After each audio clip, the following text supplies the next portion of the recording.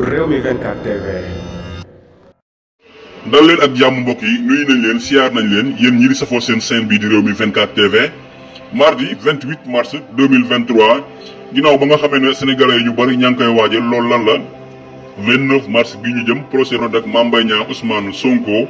ay révélation yu doy waar nag moom moo ci xew kan moo yëkkati yooyu kàddu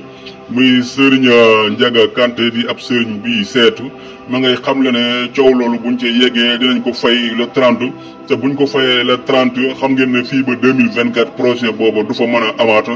procès boobu buñ ko attee xam ngeen ne ki ko attee moom mooy président Ousmane Sonko en 2024 boobu sax dina fekk kii di Sonko nekk président de la République du Sénégal moom mooy atte boobu le procès mais xam na ne le 30 bii ñu jëm moom procès boobu du mën a amoor dinañ ko renvoyer te bu ñu ko renvoyer kenn dootu ko jàppaat muy ay révélation yoo xam ne ñu bari ci Sénégalais yi jamono yi ñu ngay tiit ci procès boobu nga xam ne le 16 mars bii ñu génn la woon waaye dañ ko renvoyer wat ba le 30 lu doy war nag ndar na jaay xew kii di Ousmane Sonko nag jël na ay avocat yu bees yoo xam ne ay nasaraan la ak ci réewu Afrique yi am na ay avocat yoo xam ne jël nañ ko ci loolu yëpp di waajal procès bi xam ngeen ne ci weeru koor lay tombeel ñu bari ci patriotes yi ñu ngay wax ne loolu daal xare ba dar la ci ñoom ndax duñu bàyyi ñuy sànkal pexe seeni leader bii di Ousmane Sonko mu neexa mu naqari leen dina bokk 2024 loolee daal la patriotes yu bari xam la ci diwaanu Sénégal jamono yi ñu toll nii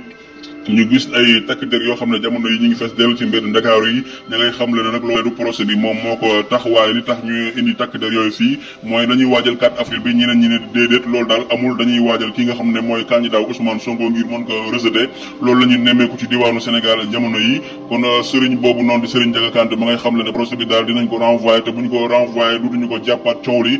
day fay jaa ngeen jëf mbokk yi